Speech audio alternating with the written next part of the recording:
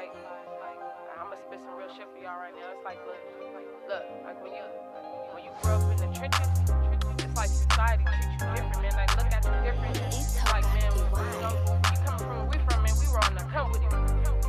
Look, they treat you different when you from the trenches. Bitch, I didn't grow up in no burb, I grew up in the village. Tryna get that shit up off the curb, I turned it to a menace. I wasn't hanging around with no girls, bitch, I was hitting fences. Childhood trauma, take it back to about the age of 9. Gunshot sounding like fireworks on 4th of July. I told my sisters and cousins that we gon' be alright as long as we stay solid, protect each other through eerie nights.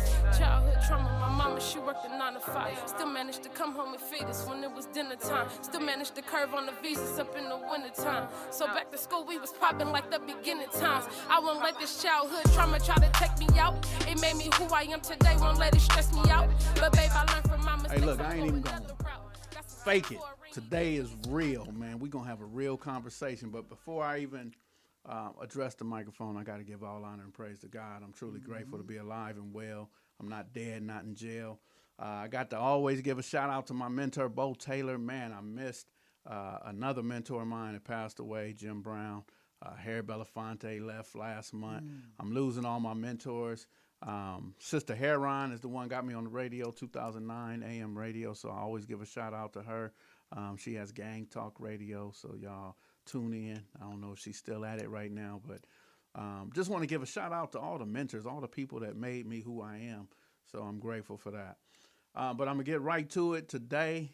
I got a special guest. And when I say special, I mean a real special guest. I never in my lifetime, hearing about this young man when he was younger, I never in a lifetime thought that me and him would be friends because he was at the top of the food chain for the other side, and he was just that dude. So to meet him and see how truly humble and related to God he is, man, I'm just grateful for it. So, ladies and gentlemen, I want to present to you Gangster out of Compton, brother. How you feeling, man? Man, I'm feeling the way God want me to feel. Good. Yes, sir. You know? Sir. Man, how you doing? Man, I'm blessed by the best, man. I pray for the rest. Yes, sir. You know what I'm saying? It's been it's been a humbling experience for me, man. Yes, sir. Cause I never thought, you know what I'm saying, that I would be doing what I'm doing right now. Yes, sir. You know what I'm saying? You know how we come up in them streets and man. I thought it would be, you know what I'm saying, Santana for life, for real. Yes, sir. You know, yes, but, sir. God got his ways of, you know what I'm saying, letting us rearrange our lives. Yes, sir. And, man, your life is a book, man. People like me back in the 80s, man, go to different places, and I want to talk about that, too, because there's, right now it's probably, I'm just going to throw a number out there. 3,000 Pyrus and Bloods and about 5,000 Crips, right? Yeah. But back in the days, it was about 5,000 Crips and 1,000 Bloods. Yeah. You know what I mean? So there's a lot of yeah. dudes right now that's running around, man. They the toughest dudes in the streets or whatever. But I was one of them dudes, man, used to go around the Majestics, the professionals, and, all the lowriders. And I'd sit in the cut and I'd watch, but I can't make no noise. I can't, it was only a few dudes back then. I'm going to give a shout out to Cook. Cook, was doing his thing back then. So a lot of people, they the hardest dudes out there, but they wasn't back in the 80s and 90s. Yeah. You know what I mean? Them 80s and 90s, you know what I'm saying? I don't care who you were, or how bad or big or strong you thought you was, right? You was going to get tested. Right. You know what I'm saying? Well, ain't no way around it. Right. So if you was out there faking, then believe me, it was gonna come to the light. Right. Exactly. Yeah. Exactly. Yep. So I just appreciate being able to make it through them times. Going to the skating ring, and when I go to the skating ring, I look in the parking lot and see all the goddamn lowriders, and I said, man, this is Crip Haven. So I just back then, man. Yeah, especially starting at Rosecrans and going to Billy Barty's, going to North Hollywood, Starlight, all them. Man, before Word on Wheels, it was a whole lot. Yeah, Hollywood was a Hollywood, yeah. Rosecrans was a lick. Yeah, Hollywood. It's the Home Depot now. Yeah, man, homie, that was, it was crazy back then because you know what I'm saying. It was some Pyrus out there. You know what I'm saying? And, like Terry Carter and them, they was low riding, but they mainly hung at McDonald's on on Rosecrans at McDonald's right there by Campanella Park. Yeah, Central. Yeah. Yeah. So also, tell me about Church's Chicken on Vermont and Church's Century. Chicken was a shot, man. Now, who could go there, man? Because I went with Razor Sharp. I don't know if you remember him. Razor Sharp, Lewis White. He had that 79 Monte Carlo. Man, but it was during the days of Jay Clayton, so we always, you had man. Back then, lowriding, homie, you had to be somebody, or you had to be with somebody that was somebody. Right. Because if you wasn't nobody, you was walking home. Right. Every time. Yes, and it was rough out there, man. I've seen plenty of dudes get jacked. Yes, A lot of times, me and Twin and Turtle was doing the jacking. Because, that was our hustle back then, you know what I'm saying? Dipping sticks and cards and jacking. Jacking cars. That was our hustle. Yes, sir. Man, so I know Century in Vermont was rough. I went out there about twice. It's right, because that's right over there by the Hoovers. Right. Denver Lanes. Right. You know what I'm saying? And, it was rough. Yeah. Tell me another rough spot, man. I'm going to tell you, Florence and Maine was rough. Oh, yeah. You know that was what a lot I'm of saying? street racers, though. But no, that's what the lowriders ended up was taking over that. Okay. Well, on a Sunday. On a Sunday. Sunday. On Tuesdays was the street racers. Yeah, on Sunday, though, it was lowrider haven. Yeah. It was lowrider. We'd go... and that's Crip Haven, too. Right there in the East Coast. There ain't no blood. Yeah, we'd go hit Cerritos skating ring, leave Cerritos, you know what I'm saying? Hit Florence and Maine, leave Florence and Maine, hit Crenshaw. So tell me, where was one of the spots where the Bloods was at with the Crips? And man, back then, wasn't none really, homie. For real. You know what I'm saying? I'm going to tell you, man. But now I got to give credit to Cook again, man. They had the other side. I can't remember who. The Bloods used to hang down on Crenshaw down past the wall. Right. By the wall and by the Wiener Schnitzel over there. Yeah, that was their spot down there. We was all once we was like from Lamert on back. Yeah. From Lamert on back. Right. But the Bloods we really started hanging together in the same spots and all that after that Rodney King rides. Yeah. Once the Rodney King rides jumped off and brothers really, got together, started talking and started forming, connections and relationships. Yeah. Life based off relationships. Yes, sir. So once some of them relationships got done, it was all on. It was all in there. Yeah. So around 92, that's when James Phibbs, Rock the Bells, Stacey Augman, they started the Damu Riders. They Bobby Jr. and all them. But Bobby Jr. was around. Way before. He been around. Way before. He didn't wait on the Bloods to get together. So shout out to Bobby Jr. Yeah. Some Bloods was welcome because they wasn't active. Right. As far as going blasting and it ain't like they say ain't no blood. No, there's blood. Right. You know what I'm saying? But some of them was welcome. Right. You know what I'm saying? Some of them was welcome. Yeah, that's cool. So let me ask you this, man. A lot of people tell me that and no disrespect to my Chicano brothers, my Mexicans who born and raised here, East LA, South LA, but they were saying that Mexicans started lowriding. I'm saying. So man, I started lowriding in '84, so I can't tell you what was happening before that. Yeah. So, I'm gonna tell you like this, man. The reason why the world think Mexicans started lowriding is because we didn't have the outlets. Oh, okay. Lowrider magazine, they wouldn't even put a brother in their magazine at first. And then the brother, I remember they put Donald Sutton them on the front cover and had them with gorilla masks on because they didn't want people to know they was brothers.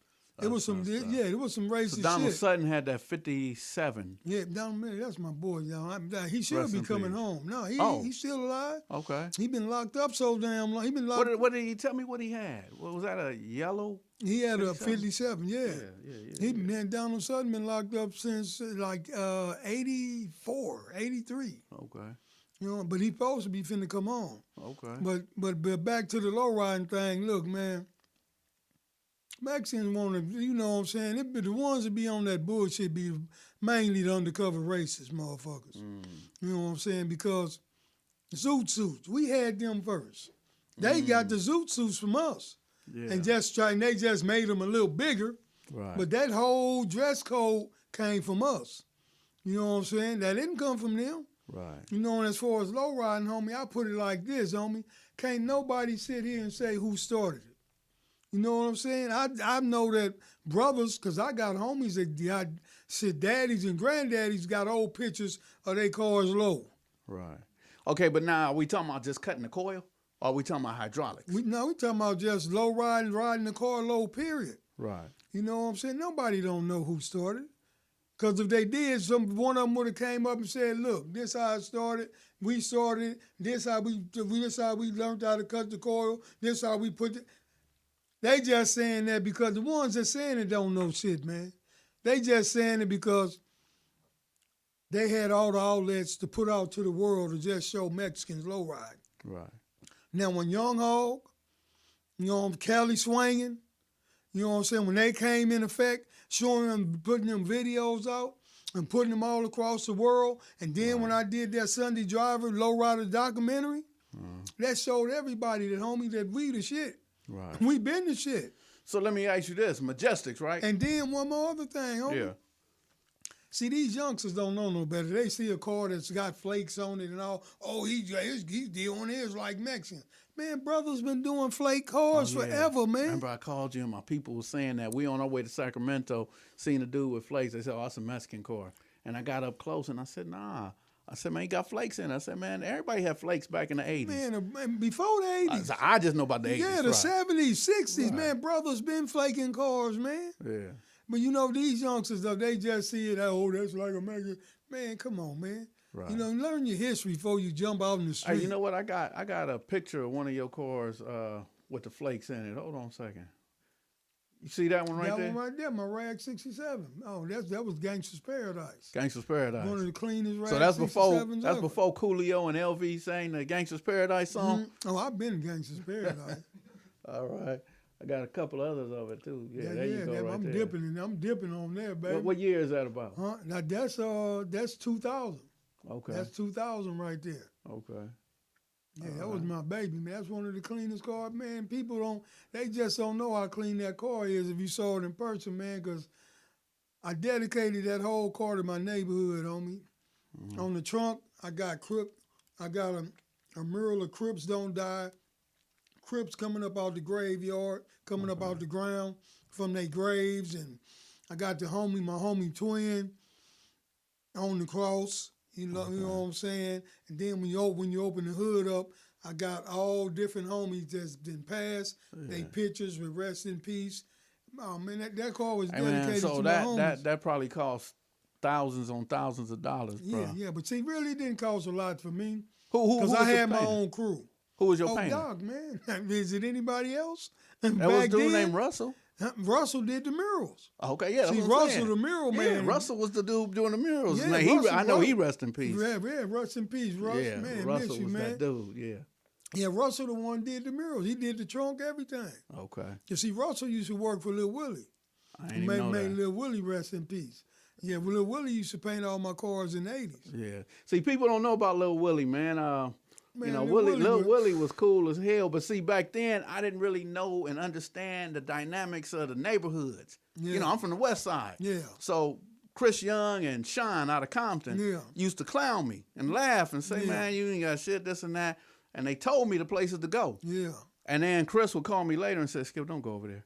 Don't go. Yeah, you could have went to Lil Willie's, though. I did. I've been to Lil Willie's. Yeah, I was finna say. Yeah, I went to Lil Willie's. El Segundo, right past Alameda, Santa Fe, whatever that is. Right down Banning Street. Yeah, but then I went where he told me not to go when I went to get my interior done for my Suzuki.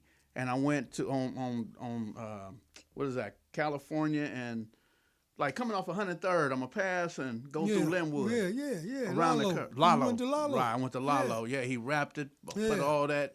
Yeah, but that was difficult. Yeah, Lalo used to do all, that wasn't for Bloods. Yeah. And I had a candy apple red with the flakes in it and the gray and burgundy interior. And so that was difficult getting in and out of that. Yeah, plus that was you had you know what I'm saying, you had to be tough to even get something like to get a candy apple red car and have you for you know how it was back then, I know man. how it was, yeah. You know what I'm saying? It was crazy back then, man. Couldn't know anybody just do that. Right, yeah. Man, that's crazy. So listen, man, I think I got another car up there. You got there's another one. You had a red one with flakes in it. There you go, right there. What year is that? No, that's my tray. I got that right now. That's a tray? Yeah, that's my. I'm finna pull that out. I'm having a picnic at Elysian Park, not this Saturday, next Saturday, June 3rd, 6th Tray Day. I'm having a 6th Tray Day picnic. I was born in '63. Yeah. I need me a rag tray. There's another picture up there. That's the engine. It too. Yeah, okay. It ain't no joke. Yes, sir. So look, by looking at your cars, there's a difference. And I'm gonna ask you, what's the difference in a lowrider and a car with hydraulics in it? Man, the difference is, you know, well, any car with hydraulics in it is a lowrider. Okay, is it? Yeah, any car that and I'm gonna tell you, if you got a car, you could have a clean rag 64, 57, whatever. If it ain't got hydraulics in it, it ain't no lowrider. All right. It's only a lowrider if it got hydraulics in it. Right. Airbags, no, you're not a lowrider. Right. You know what I'm saying? But when you get them hydraulics in it, and then you could tell a real lowrider, you know what I'm saying, because he gonna take pride in his car. Right. You might see dudes, you know what I'm saying, I know everybody start at different stages. Really? Everybody don't have the same money. But I tell people like this, it don't matter if you don't have the same money, you just still got to make the car as clean as you can make it. Man, put that wax on. You know what I'm saying? Don't open the trunk up or open the hood up and it's all dirty and filthy. Clean. That don't cost nothing to get some degreaser and clean. Yeah. You know what I'm saying? It's all about, because your car is a reflection of you. Right. You know what I'm saying? And that's real. That's why I'm always 10A tight, because you know what I'm saying? That's how I carry myself. Yes, sir. So my car, my car's supposed to be, I've been building this car 5 years, man. Okay. People say, when it's coming out, when I'm ready to bring it out, not when you want me to bring it out. Everybody want to bring it out, 4th of July and January 1st, right? Yeah, but this when I feel comfortable, you know what I'm saying? Because you know how brothers is, man. Some brothers rush they shit out. But you know how brothers is. Brothers like this. I know my car clean. No, hands down, no questions about it. I know my car cleaner than, I know my car is cleaner than 98% of the lowriders of the Chevys on the street. When you really look at mine in detail and see all the extras, everything that I got did, I can see a car all chromed out, everything motor did. But when you first thing you do, you look at that guiding rod that goes to that steering wheel from the gearbox, it ain't chromed, it's rusted. Mm-hmm. But everything else, man, everything on my car done. Yeah. You know what I'm saying? Yeah, that don't even make no sense, huh? But I guarantee you come out. That's like taking a bath, changing clothes, and putting the same socks on. Same drawers back on. Or same drawers, right. When you come out there at the picnic next Saturday, look at them engines and compartments and then come look at mine. Yeah. You know what I'm saying? I'm touching everything, man. Right. You know what I'm saying? I just take pride in my car, homie. But you have dudes out there, all they doing is looking for a flaw. Right. You know what I'm saying? Look right there. Yeah.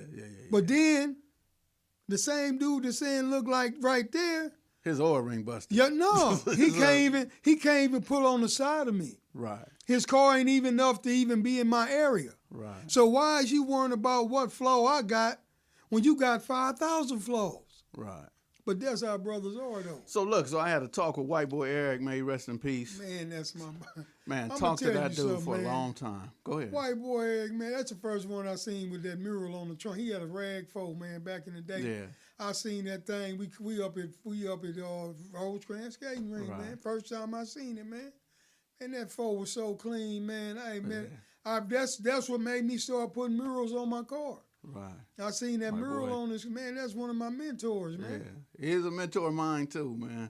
Yeah, he's a good dude, man. Yeah. May he rest in peace. We were sitting there talking, and he was telling me, he said that for him there's a difference in lowriders and people got hydraulics in their cars. Yeah. So it was basically what you just said. The dude who did nothing else but put hydraulics in his car, that's what he got. But he ain't invested in nothing else. He ain't invested in no chrome. He ain't invested in keeping it stock. You know, he might got a Pep Boys radio in there or something. You know, he done did stuff to make it look whatever, but it ain't a true low ride investment. So that's what he was telling me. He said, man, look and see who really invest in their car. And then he said the same thing. What you was talking about with the chrome under the hood and all that, but he was talking more so like the rims. He said, man, you ever seen the watermarks on somebody's rims? He said, man, I'm out there. He said, I'm going to get that out. Yeah. He said, when I roll up, I'm going to look and make sure I ain't got no more. Man. And I'm going to take it out where I'm at. I'm going to tell you something. Yeah. Don't pull up with dirty rims or dirty white walls on me. Oh, yeah. I tell him, man, you ain't low ride, man. How you going to leave the house with dirty white walls on me? Yeah. You know what SOS pad is? I've been using them all forever. Or the swirls in the paint, because you done washed it, but ain't got no wax on it. Man, you got to put that wax on it. Ain't got no wax. It ain't shining, man. It got that wax is going to keep it protected. You got to keep wax on it. Yeah, so you wrote a book. Is the book about low riding, or what's the book about? Man, this book here, man, is Why Youth Turn to Gangs, the Consequences and Solutions, man. Yeah, every parent or every grown-up period, if he's not a parent, if he got nieces, nephews, whatever, and every parent that got a child that's old enough to read and comprehend should read this book, man. So tell us some of the things that's in the book, man. Man, the book, it tells you, you know what I'm saying? Because, see, first off, this is a big no-no for me. Wow. You know, these white folks and just regular people, period, they think that these youngsters just wake up one day and say, oh, I want to gangbang.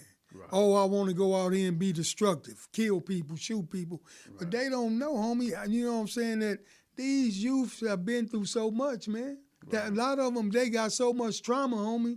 You know what I'm saying? Like I say, when I say why youth turn to gangs, it's a whole assortment of reasons. You know, they could be mentally abused, physically abused, sexually abused, felt like, you know what I'm saying, they not loved by their parents, right. You know, and add peer pressure to all that. Right. You know what I'm saying? You know, that's why most of the guys, you know what I'm saying, that join gangs do. Right. Because I didn't even know I had trauma. I ain't come up in no family to where, you know what I'm saying, I was abused in no kind of way, but my trauma was my father wasn't in my life. Right.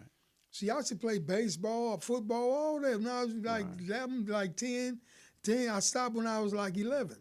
Right. You know what I'm saying? Because after the football games or basketball games or whatever, all the kids running to their daddies and they going to get ice cream and pizza and all that. Right. And I'm just standing there looking. Right. You know what I'm saying? I'm like, you know what, man, F this. I'm done. I might as well go to the hood and hang with the homies. But at the time I did it, I started gangbanging, being affiliated with the hood and all that. Mm-hmm. I didn't know what I know now. Right. I didn't know that's the reason why. I just felt like I did it just because, you know what I'm saying, that's what I want to do. Right. But I really was trying to fulfill a void in my heart that was from my father. Yes, sir. And I tried to use the gang to do it. Yes, sir. I tell that to mothers now. I tell that to my kids' mothers. When they get to playing games or whatever, I'm like, look, man, these boys need to learn how to be a man through me, not through you. Yeah. So stop playing games with them. You know, one of my youngest kids, man, my youngest son is going through it right now at juvenile hall and got like 4 cases that got real cases. I mean, you know what I'm saying? Like if he was our age, it'd be a wash. Yeah. He'd be gone, right? So I tell her, you know, that I know where it went wrong. When me and you split, we wasn't supposed to split. He saw that you were dictating stuff and that you were the leader of this family because I'm bowing down to you. And he shook. It shouldn't be like that, you know. And so I tell mothers nowadays that when you leave the relationship that you leave in might be better for you, but what does it do to your kids? Yeah. What is it doing to your sons and daughters and wonder why they hit the streets? And I just know that when I was younger, my mother found a man that really loved her, man. This man was good to her. Yeah. Me and my brother Steve didn't give a fuck about him. Yeah. So he wasn't a good relationship with us. That's like me. You know my what I mean? Stepfather, he was good. He never hit us. Yeah. None of that. No, he was cool. He never hit us. You know what I'm saying? He was cool and all that, but he wasn't there for us. Right. He wasn't there. He didn't care. He wasn't like, hey, you got a game or what you do. He wasn't there for us. Right. He was just there for moms. Yeah. You know what I'm saying? He was never there for us. So how could he fill a void when he not even showing the love that, you know what I'm saying? He wasn't disrespectful. He wasn't abusive or none of that, but he just wasn't there for us. Right. Yeah. You know what I'm saying? So, thinking back, because my stepfather was a little different. He tried to be there for us, but he couldn't fill that void. There was no real love there, right? So here's the thing. I can't talk to my mama about it. Yeah. I can't talk to him about it. Yeah. So everybody smoking and drinking at the park, I damn sure can't go out there and talk to them about it. Yeah. So all that shit stay inside me. Yeah. It stay inside me, and then the first thing I want to do when I get to school is say, fuck it. Now I'm ready to trip on somebody. Now I can't read like everybody else, all this shit going on. So I'm gonna break in somebody's house, man. I'm gonna start stealing cars. I'm gonna start doing shit. Yeah. So I believe, man, that everybody show the book again, man, so that they could and how do they get in touch how to get the book? They can go to my website, ogpublishingapparel.com. ogpublishingapparel.com. ogpublishingapparel.com. Oh, ogpublishingapparel.com. Yeah. Okay, yeah, y'all look for that right now. Or they can just hit me up, because see, I'm the type of dude, I get my phone number out anytime. Because, because at the end of the day, if you call my phone and you tripping, I'm going to give out a number right now and say, look, man, if y'all want to call and talk to Gangster right now, while I got him here in the studio, call 323-815-4204. If you got any questions, man, you want to know about lowriding, you want to know about the history of the gangs back there in Compton, man. I made a statement about 7-8 years ago about Tookie bringing the Crips to Compton. Man, they was on my bumper. They say Mac Thomas brought them and this and that. Mac did. Mac did. So I didn't know. So if y'all got a question about, see, Tookie only got to Compton because he was working with Bob Simmons. Right. That's what I knew about that house over there. Yeah. And plus, he was on Atlantic Drive. And then they moved over. Then he moved him over to the Red House on Santa Fe and Pine. Right. All right, so if y'all got any questions, y'all want to call in, man, 323-815-4204. Sitting here talking to Gangster about lowriding and all that. You talking about how you felt. Look, homie, I met my father one time in my life. I think I was 15. You know what I'm saying? He came to the house, but it ain't like, oh, son, I miss you. I wish it was just the whole hum. You know what I'm saying? And that messed me up even worse, homie. Yeah. I went to my bed. I'm laying on my bed. I'm looking at the ceiling and I'm crying. You know what I'm saying? I'm 15 years old, man. And what I do is, I had a Deuce 5, man. Yeah. I got my Deuce 5, homie. I went and jumped on my bike. You know what I'm saying? Elm Street wasn't Elm, but back then we called it was Elm Lane. Elm Lane. You know what I'm saying? I live on Elm. And two streets away is Santa Fe, and Elm Lane is just 2 streets away from me. Right. I jumped on my bike, and the first Elm Lane I saw, I busted on it. Right. That's how hurt I was. You know what I'm saying? People just don't know what we go through and how we be feeling. They want to talk to you right now. Let's put these headphones on and let's see. We got a caller. Somebody got a question or something? Yeah, I want to say something. I live by Chicago. I'm right around the corner from Chicago. We don't have Bloods and Crips. We got BDs, GDs, and Vice Lords. But while I ordered the books, not because I'm a family member, but we got now, all of a sudden, in these last couple of years, I think because of YouTube, we got Bloods and Crips. Where I grew up at, I don't go over there often because I'm kind of far removed from that element. But when I go to, like, funerals and things like that, I see that there's a change. So I had to order some books so I can send it to them. So maybe we can change some of this. And I think that's why this book is so valuable, so people can see that you don't have to go that route. It looked glamorous, but it's a lot of people that's dead and locked up that's probably never coming home that got football numbers because of this. So we can help change some of that with this book. I think that's very, very important. That's why I called in, Skipp. I appreciate that, man. Appreciate your your experience and struggle, man, so you could help other people. Thank you. Thank you for calling in. Yeah, thank you. Yes, sir. You know, and the thing that I see about this here, I tell, cause see on my channel, mostly all they want to, hey, tell me a gang story. I'm like, homie, I'm not doing that. Right. I'm not here. That's not what I'm here for. Right. You know what I'm saying? I could get on here and get 1 million viewers, all the stories I know and gotten, and all the stuff I know about different people that ain't who they say they are, and all kind of stuff. Because I've been around. They ain't really who they say. You know what I'm saying? But it ain't my place to put them out there. Yeah. You know what I'm saying? And I don't want to glorify this gang stuff. Because I tell you, at the end of the day, homie, Crips started in 1969, like 54 years ago, homie. Right. And ain't nobody accomplished nothing. Ain't nobody winning, huh? I know who won. Yeah, I don't know. Ain't nobody gonna win. Ain't nobody won. All we do is lose because we killing each other. Yeah. That's all we do. So we got another caller, I believe. Caller, you on the line? Yeah, how you doing? All right. What's your name, caller? My name is Mike. Mike. All right. You got a question or you gonna make a comment? Yeah, I got a general question. I want to know if there is such thing as a gangster retiring. Hey, look, man, I'm at that age, man. I'll be 60 this year, so I need I'm my gold already watch. 60. I need my gold watch. I need my retirement plan. Tell me, who is the guy from the Bloods who got the money and supposed to get my retirement? I don't know. I'm just saying. They got one from Crips who keep all the money? Ain't no retirement plan, but you can, you know what I'm saying? See, that's the thing about Crips and Bloods. You know what I'm saying? You can walk away whenever you want to walk away.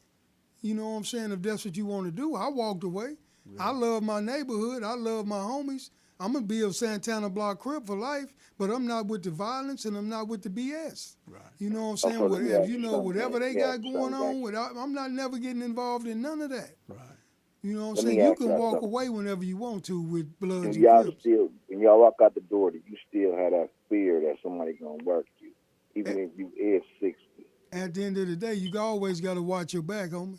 No matter where you are or no matter who you are, you know what I'm saying? Because you might have did something to somebody that ain't forgiven, that, you know what I'm saying, that didn't forget about it, you know what I'm saying? But mainly, you know what I'm saying, when most people our age, homie, they not tripping, you know what I'm saying? And it could never be like it was when we was growing up. You know what I'm saying? Because we started off in in elementary and juvenile hall getting reputations. Yeah. That's where you started getting your reputation at in juvenile hall. It can never be like we were from juvenile hall to juvenile camp to youth authority, L.A. County Jail, state prison, federal prison. We you know what I'm saying? It was a process. You know, it can never be like it was. It'll never be no more Tookies and Raymond Washingtons and Mac Thomases and Turtles and you know what I'm saying? None of them. Ray Voices. It'll never be no more none of them. Right. Okay, so that means that you can never be civilized, actually. Yes, no, you can. You bro. Can be civilized. Like me, I don't gang bang. I don't. So even not at this age, man. So I always tell kids that I work with, all they got to do is go to school and go to work. That's it. You don't have to go to the park and say, put me off. I don't want to be a part of this. All they got to do is be busy. If they get a child, if they get a job that keep them busy or something that make them tired every night and they doing other things, just like I just heard from Gangster. I'm still from where I'm from. I'm just not participating in the BS. So when somebody see me, if they tripping, man, I don't want no problems. But if I got to take that head up fade, I'm going to take it. But at the same time, I'm not promoting nothing. I'm not promoting the foolishness. And you got to, you know what I'm saying, in certain places you know you shouldn't go. Right. If you know you got to take a gun, don't go. Yeah, exactly. If you know it's going to be some BS, don't go. Yeah. It's a whole lot of places that I don't go. I just don't go. So it's the mentality that got to retire. That mentality that I gotta put forth. This matter of fact, when we talking about that chest out, my chest is out. My chest was out because of the shit I was going through at home. It wasn't because I was tough. I was suicidal. I knew somebody was gonna kill me or I was gonna be in prison for life. So it wasn't that I was tough that I poked my chest out. It was that I didn't give a fuck no more. And with that, I don't give a fuck. I'm waiting to be dead or in prison for life. So when that mentality is lost, then that's retirement right there. And the only, Well, the only way that you can truly. How do you tell a kid going through puberty and his testosterone is up to not become a bull with horns? Well, that's who the bull with horns are. The children, they do childlike behavior. So what I got to do is I got to keep mine in football. I got to keep them. I got to pick them up from school. I can't let them go home and go to the park for an hour or two. I got to keep them busy, man. I got to teach them guitar lessons, piano lessons. I got to teach them other stuff. I got to have them so busy to where, man, their mind is going 100 miles an hour. You know, I got to have the bull with horns, but I got to tell him, okay, you got them horns, get on defense. You know, you get on defense on the football field. Don't let him get across you. All men are, though, right? All we are soldiers, right? Well, you know, some are, some aren't. Some aren't. You know, all of us ain't. Yeah. You know, but at the end of the day, you know, when it comes to these kids, man, most of these kids, homie, like I just said, they do what they do because of the trauma that's in their life. Yeah, Not just because they just want to go do it. Believe me, it's reasons why these kids start gang banging. You know what I'm saying? Because every kid ain't out here ain't gang. Every kid in my neighborhood didn't gang bang. Right. You know what I'm saying? It was more in my neighborhood that didn't gang bang that did gang bang. Right. It's just certain things that these youngsters go through that make them go left or even make them go right. But at the end of the day, back to your original question, you know what I'm saying? At least for us, Bloods and Crips, you whenever you feel like you don't want to do it no more, you can say I'm done. You know what I'm saying? It ain't like, you know what I'm saying, the Hispanic gangs where you blood in for life, all that bullshit. You know, with us, whenever we feel like we done with it, we done with it. Yeah. I got homies, man, that's managers of Yoshinoya and other guys that moved to Rialto, and they running warehouses, and they working every day. And ain't nobody pointing at them saying, oh, you a buster, you left. Nah, they still the dude that can fight good. They still the dude that came from the area. They just working. If you the same way your whole life, man, your whole life been a waste. Yeah. Who gonna be the same way? Man, I can't even imagine me being the same way, being 60 and acting like I was acting when I was 25. Right. Yeah. I appreciate your call, man. We're gonna get to somebody else, man. Thank you for. Y'all stay up. Okay, thank you, my brother. Yes, sir. All right. Yeah, man, that's crazy, man. Because I always tell the schools be saying, how can you get these kids to get out of a gang or whatever? And I say, man, don't ask them to get out. Just keep them busy, man. Yeah, but you know, some of the idiot teachers are, it doesn't make sense. They need to go get put off, and man, that's crazy. What you mean go get put off? Yeah, what you even know about a put off? So you gonna get this kid to get beat up for no reason? What you even know about a put off? Yeah, matter of fact, one of the kids at the school I'm at said he got put on the rolling 60s. So I got a couple of rolling 60s. Come with me to the school, and they said, "Hey, who put you on?" And he pointed at two other dudes in the class. It was outside the class, but they took him in the back and beat him up. Said they put him on. They ain't even got the authority to put him on. So the dudes from 60 said, they put you on? Said, man, you got beat up for nothing. They ain't from 60s. You know what I mean? So it's like, man, all the put on and put off is kids just beating up other kids. Yeah, it's stupid because when I was coming up, homie, anybody just couldn't put nobody on. Just because you from the hood, you just couldn't put nobody on. Right. It's protocol. You know what I'm saying? You got to bring this dude. We got to find out who he is, where he live, who he is associated. That means he didn't grow up with you. Exactly. That means he ain't sandbox. Exactly. That means y'all didn't walk to school together. And you know what? That's why every neighborhood out here is messed up now. Right. Because of I call them insurgents. Right. You know what I'm saying? Because most dudes that come to your hood and get on, they already been somewhere else before. You just don't know it. Right. You know, either they done snitched and they didn't have to leave, or they done did something scandalous to where they had to leave and come somewhere else. So I put one person on. I brought one person to my hood in my whole life. I just brought one person to my neighborhood. Yes, sir. Because I really don't believe in that. If you ain't grow up over here, homie, I don't know you. Right. You know what I'm saying? And that's why they so quick to hurt each other now. Right. Because they didn't grow. I can't go hurt Miss Brown's daughter or son. I've been knowing them all my life. For the most part, you probably done spent the night with them, ate at their mama house and all that type of shit. Right. That, man. Yeah, my mother had no idea, the shit that I was doing, and she had a boyfriend, and the boyfriend called and said, yeah, Skipp got all those guys at the house, and she said, who, Danny Boy or Kenny and Bobby? You know, that's Head and Big Monster and, you know, Crazy Eyes. But she knew them by their names. She said, no, that's Kenny and Bobby, and that's Danny, you know. And, oh, man, she ain't know. You know, yeah, they got some things, but because we all knew each other's mother, we was all respectful, and we respected each other. So, you know, it's hard for her boyfriend to say that I was gangbanging. Like, nah, mama, you know who that is. You know who that is. Right. So, yeah, did we got any more calls, man? If not, we're going to turn to the left and talk more about, you know, growing up in Compton back then, man. And how was that, man? We could talk a little bit about Turtle. And, you know, we talked a little bit about Lil Willie, man, and some of the places to go. But one thing I remember is when I would go places, there would be about 200 or 300 dudes that said Compton. They didn't say Santana, Lantana, Southside, nothing. I remember coming out the skating ring in Reseda skating ring, and I had on a burgundy jacket, the Seminoles, I think Florida Seminoles jacket, right? Wasn't even mine, but I had the jacket on. I look up and I got surrounded, and most of them was farm dogs. But I can't tell the difference. It's about 200 of them, and they wasn't saying farm dog. They were saying Compton Crip. And they had me surrounded, and it took one of my partners who was related to him to get him up off my back.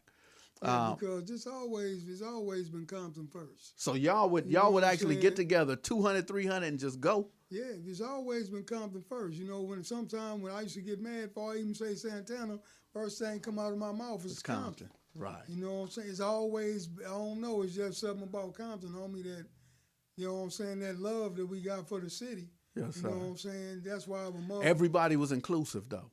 Yeah. So y'all might have had skirmishes or beefs between y'all, but it didn't show to the community when y'all came out. But see, really back then, we wasn't, you know, that it wasn't like that back then. Okay. You know what I'm saying? That was LA stuff.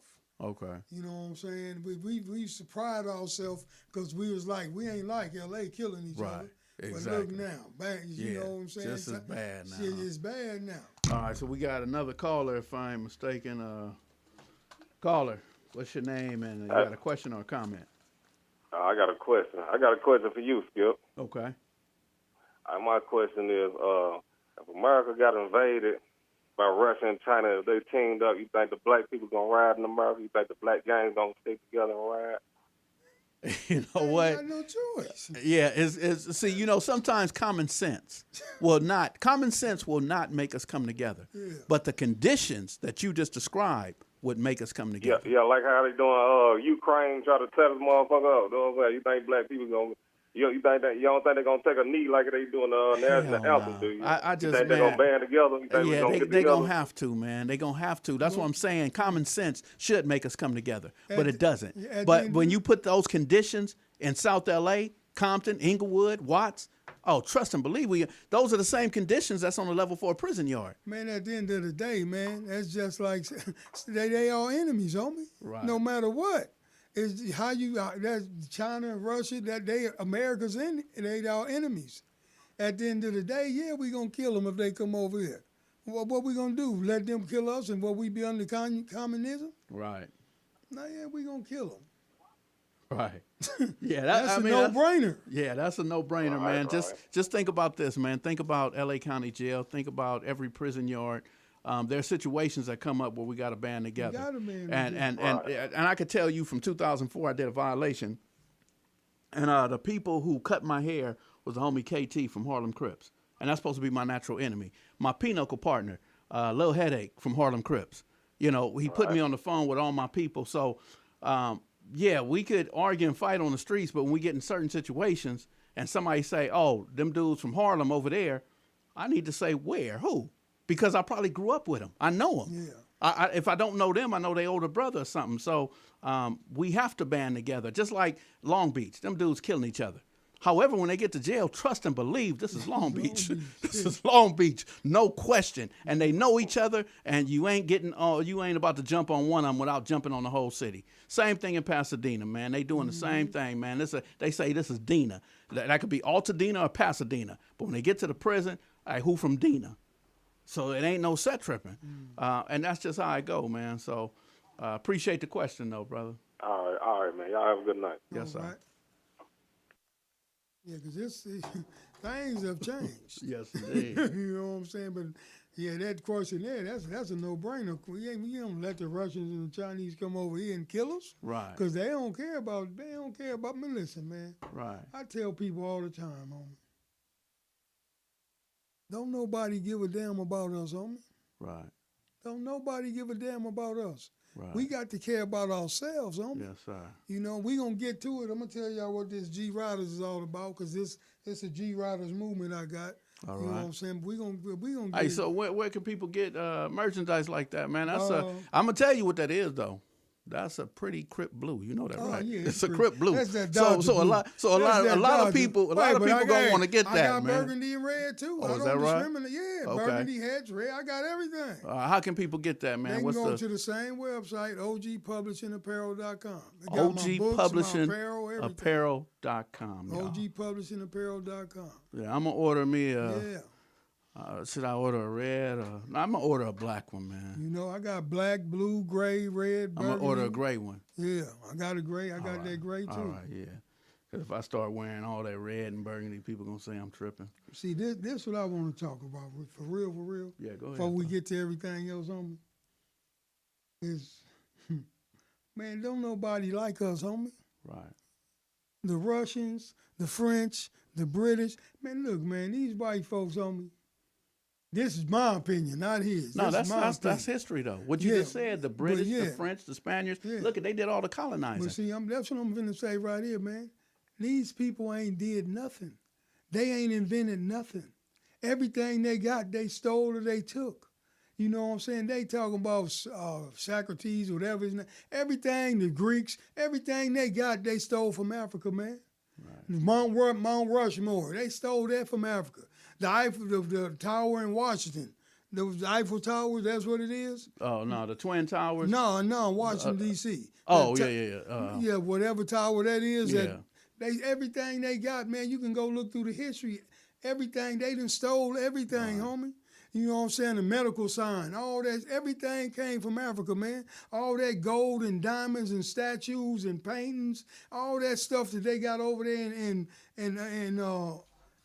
where the French is over there in Paris and where the British is, you know what I'm saying, in England, everything they got, they done stole from Africa, man.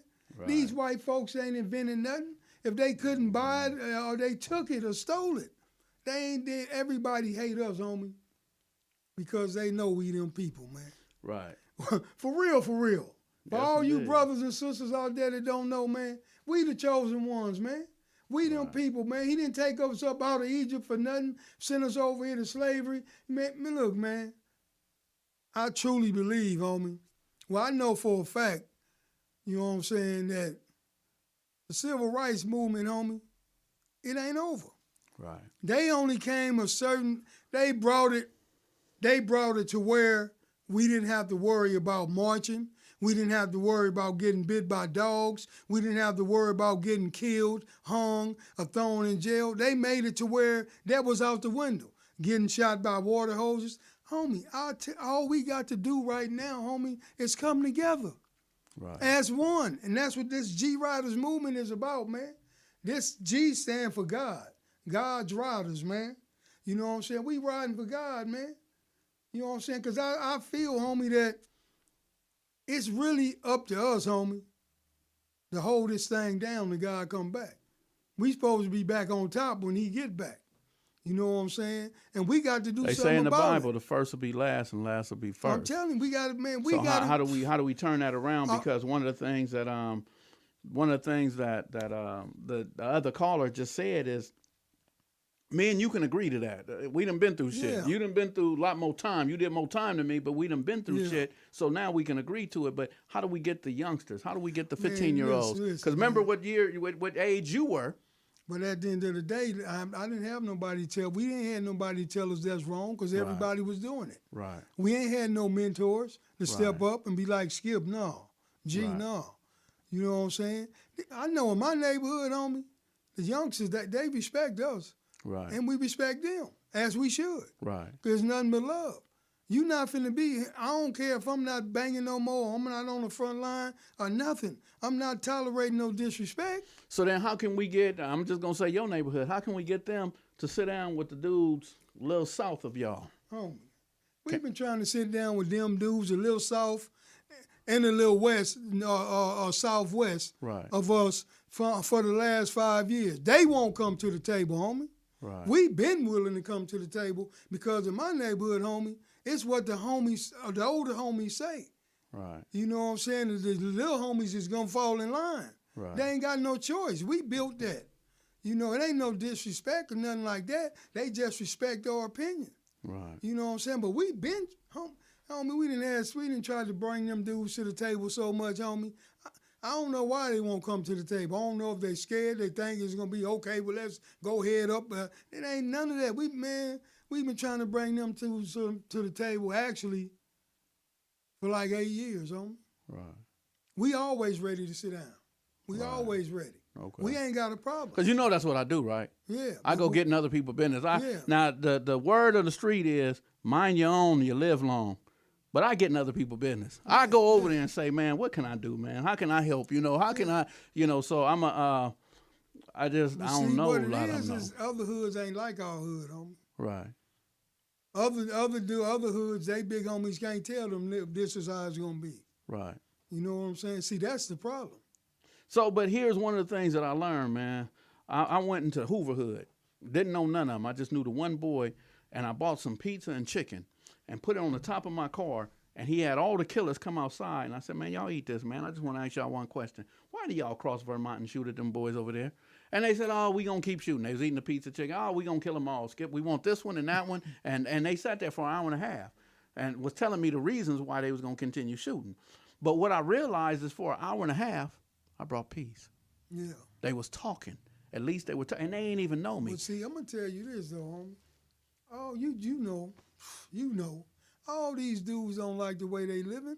Right. All these dudes don't want to go over there and shoot. Right. You know what I'm saying? It's an just image. in every neighborhood, homie. You already know it's certain dudes that's really about it.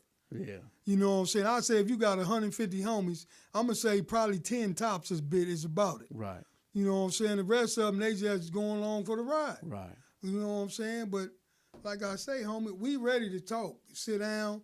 Because, look, Compton, see, what these youngsters don't understand, homie, is I still go in any neighborhood in Compton. I want you. Right. Period. Because I got homies from every neighborhood. Right. That love me and to ride for me, in with me.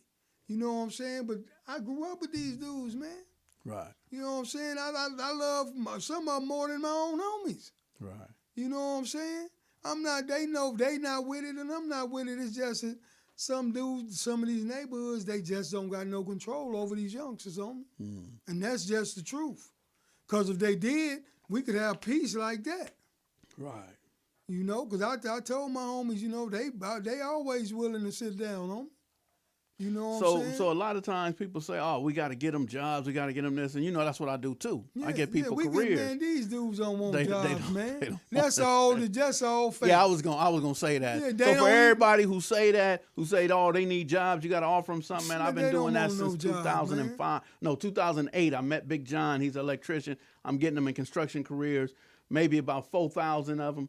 But there's about 100,000 that just run, that smoke weed and leave and say, I ain't going through that. They let that weed, that lean, them mollies, they let them drugs, you know what I'm saying, run their life, man. Right. Because I'm going to tell you, man, time going to fly. I can still remember when I was in the 10th grade when I got my first 63, my lowrider 63 had it cut in the front on hubcaps and recap 20s. Right. For anybody to know what recap. If anybody know that means they may pop when it get real hot. They will flap right off of that ball. Yeah. If it get hot enough. I still remember it like yesterday, pulling in the middle of Compton High, laying that tray down there and see Terry Tarzan pull through there in that green faux, clean ass faux.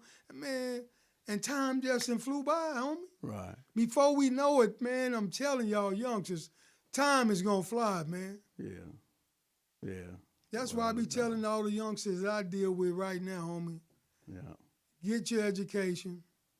Get you a trade. Because technology gonna take a whole lot of jobs. Right. But when you get a trade, that's something technology can't take. You learn how to build with your hands. You know what I'm saying? Technology can't go fix no air conditioner. Can't fix electrical problems either. Can't go fix can't dig no hole and do the plumbing. You know what I'm saying? Change a pipe. But, man, that's what I'm telling you. That's what everybody, because everybody ain't meant to go to college. Right. Everybody don't want to go to college. And I don't see the deal anyway. You know, I dropped out in the 11th grade. I dropped out in the 11th grade, and the second call now is in Pasadena, L.A., Georgia, all that. And, I mean, you know, I'm not a hell of a success story, but shit, man, it didn't take me to go to college. And most of the guys that's out there working, carpenters, electricians, and all that, they were dropouts too. They got GEDs, and they making about $250,000 a year. Yeah, at least at the bare minimum, 140. Yeah. So imagine that, making $140,000 a year and never walked across the stage. They went and did 3 years, 7 years, 12 years in prison, came home, got with second call, and now they running work. See, because I tell them, you know what I'm saying, it's like, ain't nobody tell us when we was growing up, you know what I'm saying, how to get property and stuff.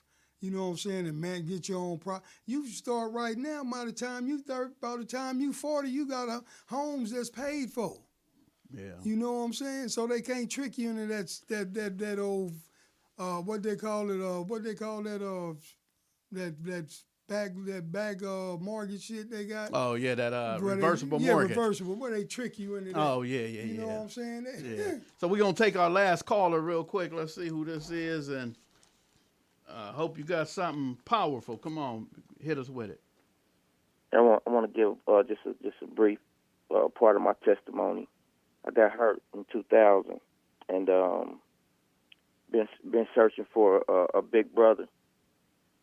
I ran across Baby Gangster, Freddie Stray's Baby Gangster, and 23 years sitting in a wheelchair, and the brother has helped me, man, financially, words of wisdom. He done calmed me down when I was ready to push a line on certain activities going on in my neighborhood, and I don't even go over there. And I just want to give a shout out to that brother. What that brother is saying, that's real. To anybody that don't know this brother, he's real. He stand on what he say. And that book right there, all the youngsters need to read that book. And there's so much into this man. All he needed is the support and the backing from all over the country, and not just over the country, those who listening all over the world. That's the man right there. And from my understanding, scientifically proven that red and blue makes green, and that's what it's all about. At the end of the day, is getting to that paper, and that's why a lot of these kids out here wilding. They just want a little money, but it's a way to get it, and it's the way to keep it. That's why I listen to you brothers. I just want to call in and get part of my testimony. My name is Caleb.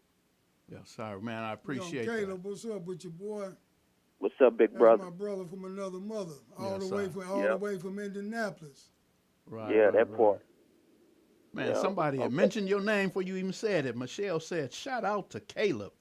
Before you even said your name was Caleb. What's up, Michelle? One of my G riders right there. Yes, indeed.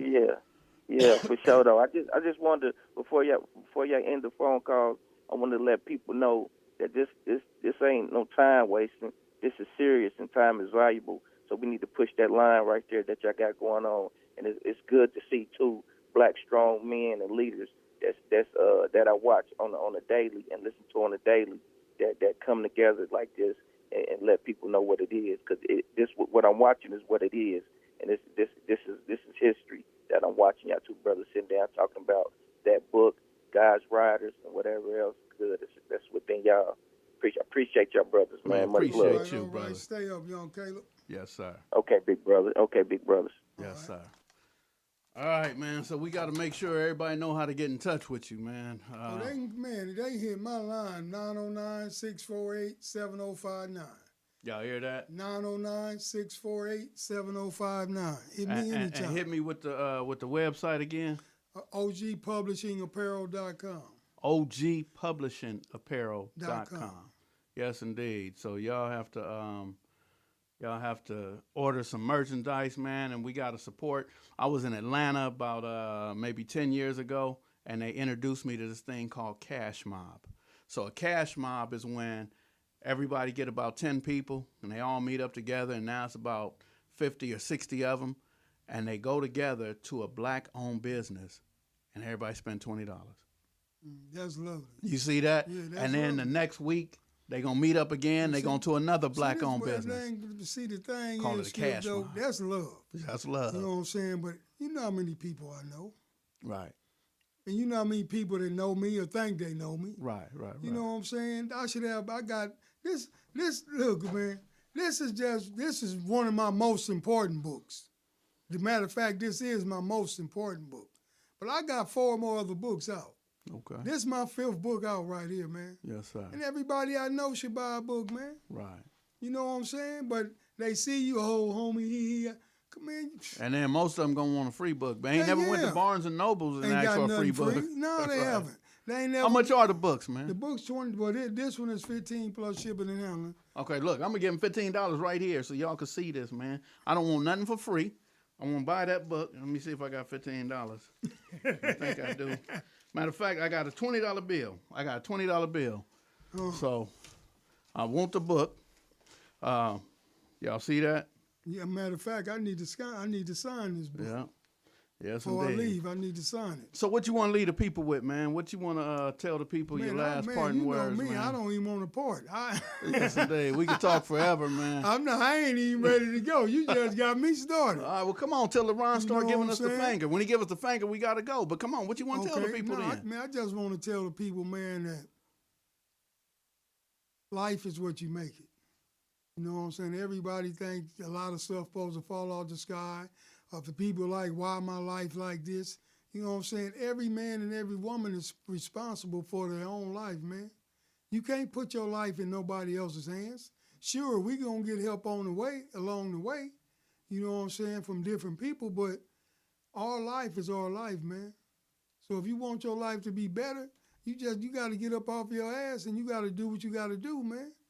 But my most important thing that I want to tell y'all is, since we got off the boat, man, it has always been about divide and conquer.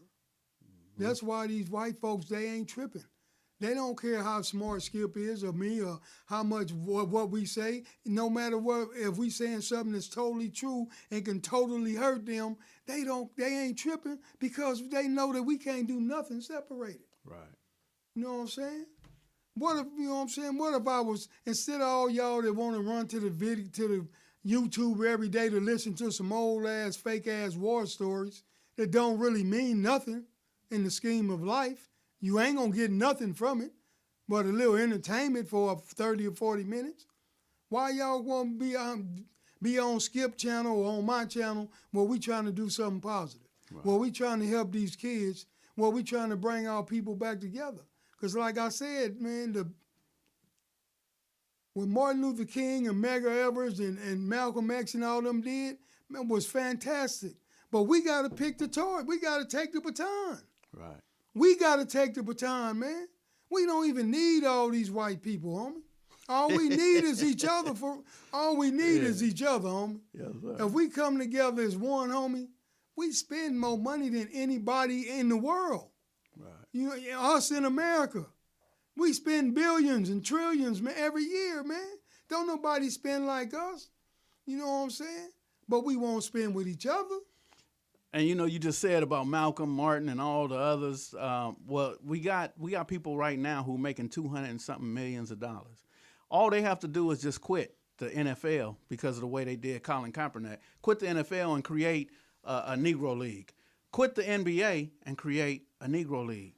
You know, quit the Major League Baseball and create the Dominican Republic and Negro League, right? And everybody could be black and we have our own. And we would support that because these are going to be the best players ever, players right? in the But world. even that is entertainment. Yeah. But that's entertainment, so a lot of people are looking for LeBron James or Oprah Winfrey to come and save the community, to say something about the police and the racial profile and all that. That's not their place. Those are entertainers. There's individuals on the streets who are doing the work with their own people, but they don't recognize it. But see, what I think, though, man, is all these black folks with all this money, man, they wouldn't have the money if it wasn't for the brothers and the sisters. Yes, indeed. Oprah forgot how she came, where she come. Tyler Perry forgot. You know what I'm saying? All of them knew like, oh, we gonna do it. You billionaires, y'all can do a little something and pat yourself on the back. Right. But Oprah, if you ain't even got nobody, no kids or nothing to leave the money to, Right. So where's it gonna go? To some foundation that some white people gonna run and take all the money? Right. You know, I'm just saying, man. You're right. Jay-Z, Beyonce, we already know y'all Illuminati, y'all. I don't give a fuck if you get mad or not, but y'all ain't for y'all black people. A lot of you athletes and entertainers, y'all, you know, ain't for y'all black people, man. And why do they always want to make a brother put a dress on, man? Why do you brothers keep selling out to put a fucking dress on, homie? You know what I'm saying? Denzel said, fuck that. Right. I'm not putting on no dress. Right. And he been a success. Right. You know what I'm saying? Y'all stop selling out to these weirdo freak, because Hollywood ain't nothing but a bunch of freaks. Bunch of pervert white folks that get niggas in there to do what they want them to do. Man, that shit just disgusts me, homie. Yeah, you know what I'm saying? But at the end of the day, like I was saying before, forget all that. We need to come together, man. Yeah, we got to do our own movies. If we come together, look, this G-Riders mean God's Riders, man. And what we trying to do on my page, OGENT TV, on YouTube, is bring all the brothers and sisters together, man, so we can create our own, man. Together can't nobody stop us. Right. Man, we the strongest race on the world, and we done made more contributions to this earth than any other 5 races put together. You can go get 5 races right now and put them together, and they ain't made no more contributions than the black man have, man. And them is facts, man. Everybody know that, but every day everybody came from us. You know what I'm saying? They try to act like they don't know. But we need the main thing we need, homie, is to start writing our own story. Yes, indeed. Because these white people is not going to tell the story right, because if they do, they going to show how much of murder and rapists and dirty motherfuckers they are, man. So they can't tell the truth. Right. We got to tell the truth so all great-great-grandkids and they great, man, so it can go on, and so they'll know they ain't never got to put their head down, man. Right. They'll know that, man, we them people. And no matter what you say, you know what I'm saying, you can't discourage me or make me feel bad. You know what I'm saying? I love my people, man. It was a time when I was on some dumb shit, man. But you live and you learn, man. Right. And if you a man that's been living like all the years I've been living, and you ain't changed and you ain't grew, your whole life has been nothing. It's been a ruin. Right. You know? So, you know, I just wanted to say that, man, because, listen, man. Number is powers, man. Number is power. I want to tell you, though, real quick, man, that more people watch cartoons than they watch the news. Exactly. More people are here for entertainment than they are for wisdom and education. I know it, man. So even though you pushing this wisdom, yeah, there's more people that'll watch a cartoon than to listen to this. Go ahead. If a catastrophic event happened today, we fucked. Yeah. We ain't got nothing. We ain't got the stores, the water. We ain't got nothing. Because if a catastrophic event happen, it's going to be every man for himself, and it's going to be them other races taking care of their people. Right. So you know what that mean? That mean that we left to try to kill each other, to take from each other, homie. That's it. You know what I'm saying?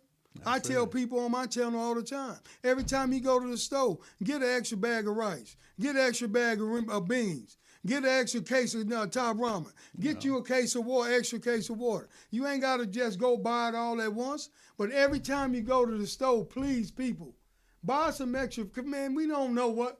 Man, we don't know what's going to happen. They say the average American got 3 days. Yeah, we don't know what's going to happen, man. One of them things happened, or whatever it is. Yeah. We got 3 days worth of food. Because we ain't got nothing. Right. I'm telling y'all, pancake mix, stock up on all that little stuff that means something. I think we got one more caller, man. We're going to have to. Oh, okay. All right. My bad. Yeah, we got to get out of here, man. Okay, but hey, stock up on your food, man. Yes, sir. Check your boy out at OGENT TV. My phone number is 909-648-7059. And you know what I'm saying? Hey, I want to, man, personally thank Skipp for bringing me on here, man. It's been my pleasure. You know what I'm saying? And I really appreciate it. I appreciate you coming, man. So thank all you listeners, everybody who was on, you know, all the people who left comments or whatever, and they got on Lorenzo. Yeah, because Lorenzo will get on here and say some old crazy stuff. So thank y'all for having my back, man. Yeah, we're going to do this again. We got a whole lot more stuff to talk about. Definitely. All right, I think I got some theme music. I ain't gonna lie, it's like I'ma spit some real shit for y'all right now. It's like, look, like when you grow up in the trenches, it's like society treats you different, man. Like look at you different. It's like, man, you coming from where we from, man. We rolling up, come with it. Look, they treat you different when you from the trenches. Bitch, I didn't grow up in no burb, I grew up in the village. Trying to get that shit up off the curb, I turned it to a menace. I wasn't hanging around with no girls, bitch, I was hitting fences.